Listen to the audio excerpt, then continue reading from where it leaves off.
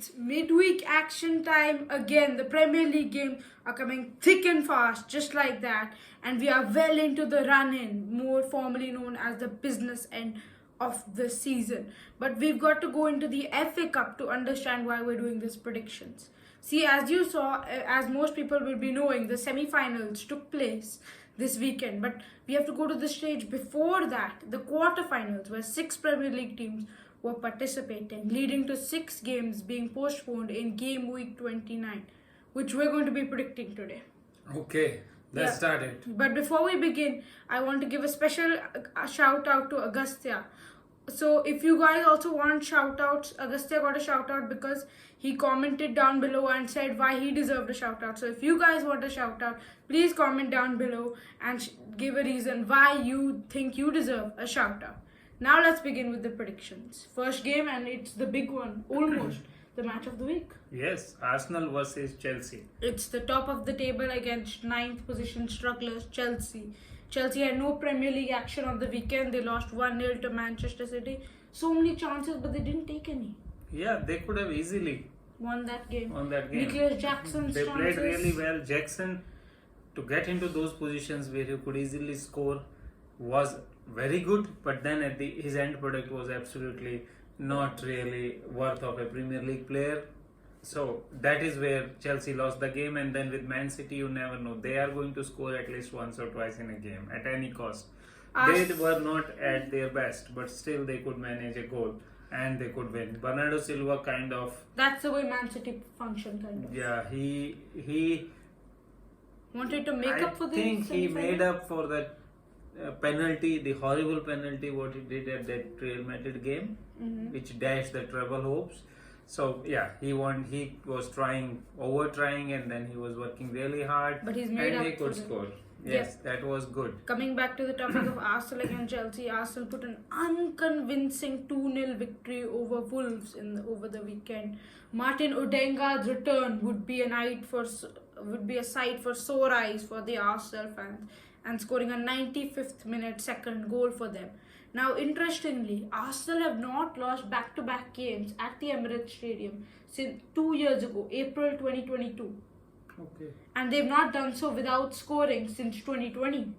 So they have to win this game. It's as simple as for them, because right now they have played one more game. They are only 1 point ahead. They have to win this to build some kind of pressure on Man City. So but yeah, for me, they will win it. Chelsea will be horrible with their finishing. That's what they are doing year long. This will also be no exception. Arsenal will take up their chances. 2-1 Martinelli to score. Arsenal to put pressure on Man City and Liverpool. Arsenal to go top of the league. I agree with you on that. Enthralling 6-goal thriller favouring the Gunners. 4-2 victory, and former Chelsea man Kai Havertz to score. Next up, Wolves against Bournemouth. These are two teams struggling in the mid-table positions. Not much to play for. They're both safe. Europe is a really tough shout right now. Wolves have finally got some of their injured players back and put a kind of okay performance against Arsenal. Bournemouth are starting to look like a mid-table team. At the start they had such crazy runs, but now I can see why they're in this mid-table position. They started not good in Premier League this season, but then they catch up. They are playing some good football. That December run and then I think they play with a lot of energy, and that energy is now catching up. Against Aston Villa, we could see they scored the first goal, but then they conceded 3. This will be reversed for them. They will win this game 3-1. Solanke to score, and he is some player. He is in talk for the Golden Boot. He will increase his goal tally, and easy victory for Bournemouth. I feel that because both teams don't really have anything really big to play for, it will be a stalemate, 1-1 draw, and the goal to come from Brazilian striker Matheus Cunha. Okay, next up, Crystal Palace versus Newcastle. Crystal Palace secured back-to-back wins in a smashing performance against West Ham United. Olise with 1, Eze with 1, Mateta with a brace. All the players are back on form and firing right now for Palace. Yes, but Newcastle will be a different beast. Yep, that's really... Crystal Palace were lucky in that Liverpool game, I must say. Ball was not Their at all going. Their defensive performance was really nice. it was okay. It was good, but Joachim then Anderson won man of the match. He's the yeah, he second would man. win when you have a clean sheet. But then for me, it was more like Liverpool not taking their chances. They had so many chances to score, and some of them were point blank. Coming back to the So- topic of this game, did you see the Crystal Palace Dean Henderson error? The second goal of West Ham. Yeah, I think he was kind of When you're not 5-1 up. focused. They were up 5-1, and he just was off for a bit, and that's resulted into a goal in a big game. This kind of mistakes, I don't see him doing that. But yes, he should be careful. Newcastle is a different kind of team. They are fast, and they can score goals at will. And this will, I think, because Newcastle is now gaining confidence, And they will fighting for win it. Europe. Gordon to score 2-1 Newcastle. Yep, Newcastle really trying to get that Europa League spot. Now that 7th is not going to be a Europa League spot rather than a Conference League spot. I'm going Newcastle just about to win this. 2-1 to Newcastle United, and Swedish striker with 17 goals this season, Alexander Isak to score. Next up, Man Nine. United versus Sheffield United. Manchester United are 1 win in their last 7 games. That's the form we're on, and none in the last 4.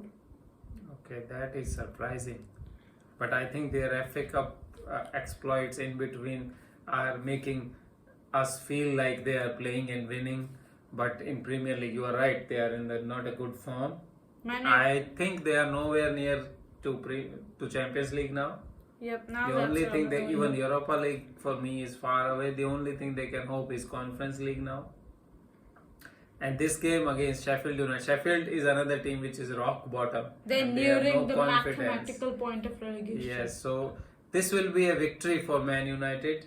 They will have some confidence from that victory against Coventry. That was some amazing game. I think how can a team after 70 minutes 3 goals up. then concede 3 goals, and then it was just a toenail of the forward in the last minute of extra time that that was offside. It was such a Tight call. such a pity for Coventry. harsh. Yeah, it was so harsh, but then it's That's okay. football. Man United will get some confidence from that victory, reaching final of FA Cup, and this will be an easy victory for them. 3-1 Garnacho to score.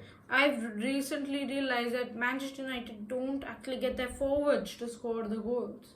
And I feel that needs to change. In the cup, it was Fernandes, McTominay and Maguire to score. Against Liverpool, it was Maino and Fernandes. Against Brentford, it was Mason Mount. They need their forwards to start firing. And number 1 on that list is Rasmus Højlund. He needs to score here for his confidence. And he will. 2-1 at Old Trafford and Rasmus Højlund to score. Brighton and Hove Albion playing Manchester City. Man City have an amazing midweek record, you know. They won 17 of their 19 midweek games. Only 2 teams have stopped them. One of them was Brighton. A 1-1 draw near the end of the season, you remember? Yeah. So I think this is one of the remaining difficult games for Man City. It's away from home, and it's Brighton team which is fresh. If you're going to say that they don't Man City is win, not really fresh. if Anything you're can gonna- happen. You said that Luton Town would beat City, and look where that ended. That was my predictions. This is my prediction in this game that it will be a draw 2-2. More like KDB what to you score want. Man City. I want it for the sake of Liverpool, but yeah. Brighton, I can see Brighton having more energy. Brighton well rested. Brighton 10th in the table. That is okay, but then physical condition of players matter most. And what I saw against Chelsea, if Chelsea would have taken their chances, it would have been 3-0 by halftime. But you multiple times stated that Man City have 2 teams worthy of beating any Premier League team. Yeah, They but can then just the bring their second own team, if they play, at least Brighton will compete with them. That's what I'm saying. I It will don't be a think 2-2. so. KDB 2-0 victory for the Citizens and English winger Jack Grealish to score. Okay. Now on to the match of the week. 2 teams chasing really goals which are turning more and more unrealistic in either way. Everton at Goodison Park facing their Merseyside rivals, Liverpool. Everton, are they safe? I think so. Yeah, they are safe now. I think if Premier League or FA will not deduct more points, I don't know. It could happen too. Yeah, it's just so unpredictable. Anything can happen. But Chaos. for the points they have right now, I feel they are safe after that victory against Nottingham Forest. Although it was so controversial and there is a lot of things going about it, but still Everton is safe after that. That's what I think, and I feel they are safe for this another year to fight. This will be too much for Everton. Against Fulham, Liverpool played well, and they will have the same kind of confidence going in this game. But derbies are derbies; anything can happen. But for me, I will predict 3-1 Salah to score. Have you heard the Jota's out for 2 weeks? Yeah, I read it, and that is unfortunate for Liverpool because Just when he came back. Jota is one of the players who really scores. He is a Clinical. scorer, and He scores 25% of his shots. Yeah, That's the highest if in you the give Liverpool league. give him couple of chances in a game, he He'll will score. definitely score one. He showed that against And the Fulham. kind of misses what Luis Diaz against Man City, Nunez against Manchester United, Salah against Manchester United, as well as Crystal Palace. He could have scored those. That's what my feeling is. And this will be a big loss for Liverpool. Yeah. That may derail their Title hopes. But still, I will say 3-1 victory, Salah to score.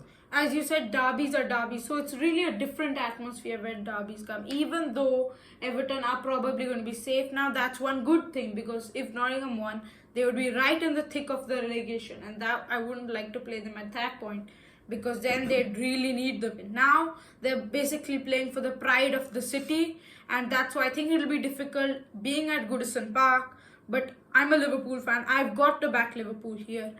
A very boring, tight 1-0 KG victory for Liverpool and Mohamed Salah to score. Yeah, so that means we have predicted victory for Liverpool, victory for Arsenal, And victory for City. victory for City. So nothing will change. Liverpool and You Arsenal didn't- will be didn't- 1 point. you didn't Okay, predict I it. have. Let's see what happens. Okay, guys. Okay guys, thank you for watching this video. Please drop a like and a subscribe. Hit that button if you haven't already. Thank you.